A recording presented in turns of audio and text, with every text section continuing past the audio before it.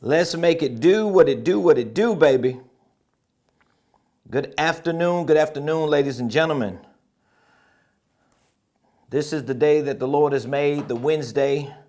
I'm here rejoicing and I'm glad in it. And I got to make sure that we're not having any technological, visual, or audio glitches over here on my side. What you say? What you say down there? My squad is yelling upstairs, talking to me. I can't hear them. What y'all said? Okay, I'm good. That's good to know. Good afternoon, everyone. Welcome to the Ramonepreston Show. My name is Ramonepreston. I'm your host. And today, if you are coming on, joining me live on this beautiful Wednesday, I want you to hit the like button, hit the share button. You good? And I want you to tag Lolly Dolly everybody and let them know your boy Ramonepreston, I'm finally live. I'm a few minutes behind. I was having a few technical issues here in the studio, but it looks like we figured out at least a temporary fix until we get everything situated. So welcome to the show. Please, if you're coming on, hit the like button, hit the share button, tag Lolly Dolly everybody and let them know that your boy Ramonepreston, my squad, we're live right here in the beautiful Buckhead community of Atlanta. And I'm telling you, I am just super excited about this discussion that I've been having for the last couple days. It's all centered around small business principles and concepts that you can use to take your business to the next level. So if you're an entrepreneur, especially if you're a solopreneur, first of all, I don't want you to feel like you're doing what you're doing as an entrepreneur, as a solopreneur by yourself, even though you solo dolo, but you ain't doing it solo dolo because you got millions and millions of entrepreneurs who are just like you. As a matter of fact, if you don't know this, statistics show that there are about 32 million small businesses in the United States of America today. There's about 32 million. Most of those 32 million businesses that are registered here in the United States of America are one-person businesses, or the business is being run by whoever owns the business. So whether it's an individual, a couple, a few partners that have come together, most businesses in today's world don't have a staff. They don't have some big team. Most businesses are being ran by the single person who started the business, who got the idea for the business, who provides the product, who provides the service, who does the customer service follow-ups, who sells and markets. Like, if you're a solopreneur, you know what I'm talking about. All right. So a lot of the information that I talk to you about when it comes to business and entrepreneurship, a lot of this information, a lot of these principles and concepts that I give you, it's really designed to make your life better as a solopreneur, as a single member business owner. The information that I share with you is designed to help you. Now, if you do have more employees and your business is actually growing, that's a good thing. That's a good thing. But either way, I want to talk to you today about establishing best practices for your small businesses. Okay, so let's talk about it a little bit. Which, by the way, all of you that are watching me live, if you would be so kind, can you put in the comments what city you watching me from? I love to know what city you watching me from, especially when you're on here live. And I really appreciate all of you for your comments, for your takeaways, for your feedback, any response that you can give me, whether it's a comment, it's a like, it's a share, even if it's something negative, hey, it don't matter. As long as you put something in the comments, as long as you engage this show and the videos that we put up, I really appreciate it. Y'all know how social media is. These platforms, they exist in a way where they favor content that has active participation on it. So I just want to throw that out there. So please put in the comments what city you're watching me from, and let me know that. I appreciate you very, very much. Today we want to talk about establishing best practices for your small business, okay? So we're talking about establishing best practices.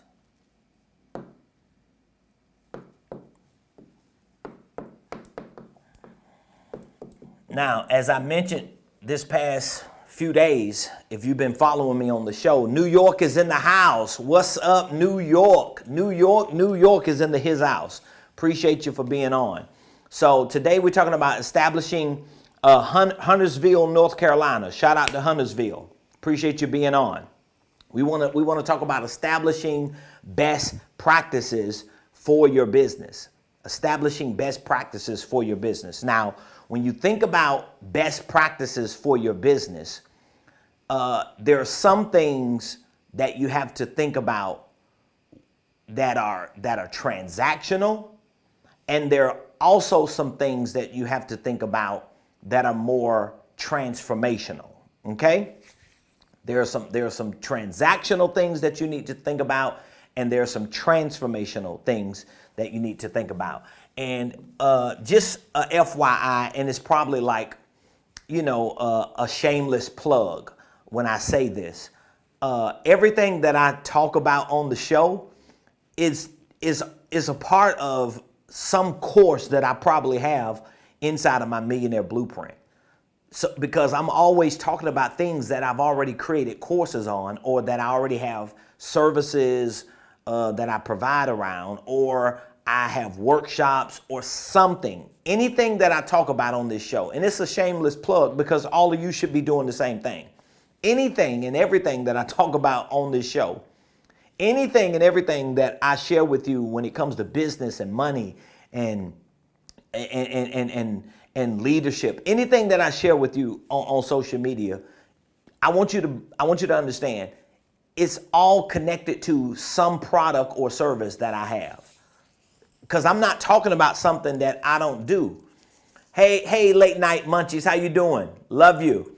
So I just want you to know that, and it's a good point of reference for you. If you plan on growing your business, your ministry, your organization, make sure that whatever the content is that you share on social media, make sure that you have some product, some service, some program, something to connect people to, all right? Because here's the thing.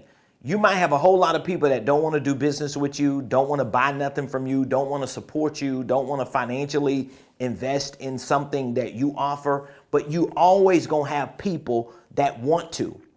So you always want to assume that there is someone who wants to buy something that you offer because they see the value in it. Now, with that being said, what I'm talking about today with regard to establishing best practices for your business, all this information is in courses and programs that I have, okay? And I'm gonna be talking about this Saturday in my workshop. But when it comes to establishing best practices for your business, I want you to look at it from two perspectives, okay? Because there are transactional there are transactional best practices that you want to that you want to establish for your business, but there are also transformational best practices that you want to establish for your business. So I'm giving you some free game today, okay? Like, all you got to do is follow my show 5 days a week and go to YouTube and just listen to the content. You will learn a lot about business and money and wealth building. And at least you learn it from somebody who's actually built a successful business and somebody who has actually made money. So transactional best practices, transformational best practices. Do you get what I'm saying?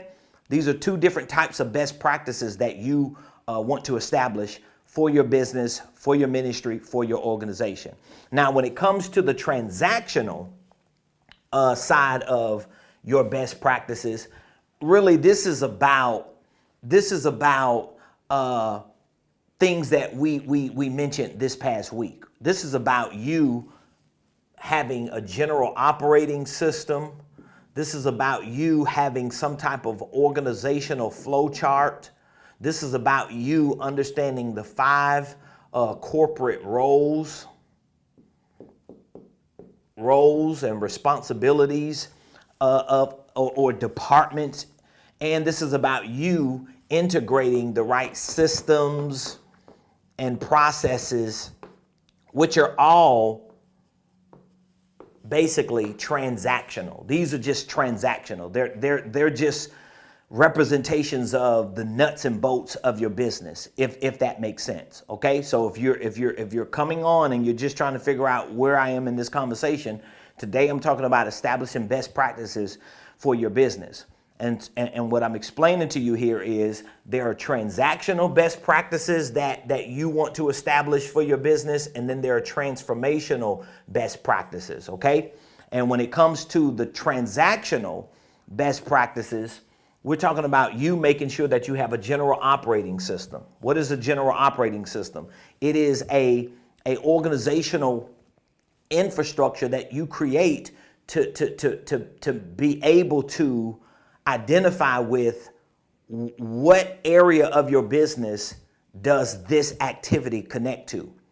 So if you send emails out, if you post stuff on social media, if you sell a product, if you have inventory, if you provide a service, if you're following up with somebody, if you lose a client and get a complaint and you have to troubleshoot that client for that complaint, what areas of your business, what main areas of your business does that particular activity fall up under? Well, the way you're able to compartmentalize those things and be able to be clear on all the things that you're doing, because you're wearing multiple hats as an entrepreneur, you need a general operating system. Once you put this general operating system together, most likely it's going to represent the 5 corporate roles. So what that means is, even though you don't have all these people in your business, but you still know where everything is associated to. So if you have an executive department or division in your business, you have a sales department, marketing department, financial department, administrative department, just those 5 departments will help you define corporate roles, and it will help you carve out corporate systems so that you can start creating corporate processes. This is what will become your general operating system, okay? This is what will become your general operating system. Most entrepreneurs do not have general operating systems, which means, I want you to understand where I'm going with this. Most entrepreneurs that don't have a general operating system are entrepreneurs who can't establish best practices for their business. We're not talking about transformational best practices now. We're talking about transactional. So that it starts glitching. So if you're an entrepreneur, you got a business or you got multiple businesses or ministry and a business, if you do not have a general operating system, if you do not have an established foundation for best practices transactionally for those organizations and those entities, most likely you feel like you're all over the place. You don't know if you're coming or going. You do 30 things in a day for your 2 or 3 businesses, and you don't even feel like anything got done. You know why you don't feel like nothing got done? You know why you don't feel like you've accomplished anything? Because you have not established best practices for your business transactionally, meaning that you don't have a general operating system. That's what GOS is. You don't have an organizational flow chart to be able to start honing in on what exactly do you supposed to do. Like for me, I'm a CEO, right? Okay, but I have all of my divisions set up under my company in a way where even if I don't have executives in those departments or divisions, I know what all of those divisions represent. So when I'm doing a task, when I am participating in a certain business activity, no matter what it is that I'm doing, I know what division or what department that activity is associated to. So it makes it easier for me. So when I get up and I start working and grinding and doing stuff for my business, automatically I'm thinking, okay, is this a best practice transactionally for me that's going to make me money. So for example, if you have, let's say if you have a executive, sales, marketing, I'm just giving you this example. We got financials, finance, and then let's say we have admin. So let's say you have a general operating system put together in your business, and your operating system represent these 5 main areas. Well, when you start your day as an entrepreneur doing stuff, and you are clear on these 5 areas, now you're able to identify with what are the best practices for my business today. Because if you focusing on administration, let's say every day, if all the stuff you do for your business is administrative, or if all the stuff you do is just personal as an executive, and you never focus on sales, well, your business is going to suffer, you see? Because I get a lot of clients who ask me, like, what should I be focusing on first? Well, you should be focusing on top line revenue first. See, even though I'm the CEO of my company, I never stop being the salesperson. I will jump on a call. I will close a deal. I will do whatever it is that I got to do. Just like today, I came to the office late today. I mean, I literally just got to the office like right before the show, right? But I had some administrative work that I had to do today. I had some marketing work that I had to do, but then I had some sales work that I had to do for another division of my business that I had to work with alongside my wife. Because that I know if we get it done, it ain't if we get it done, we got it done. We're just she's out there executing it now. Once we get that done, that's going to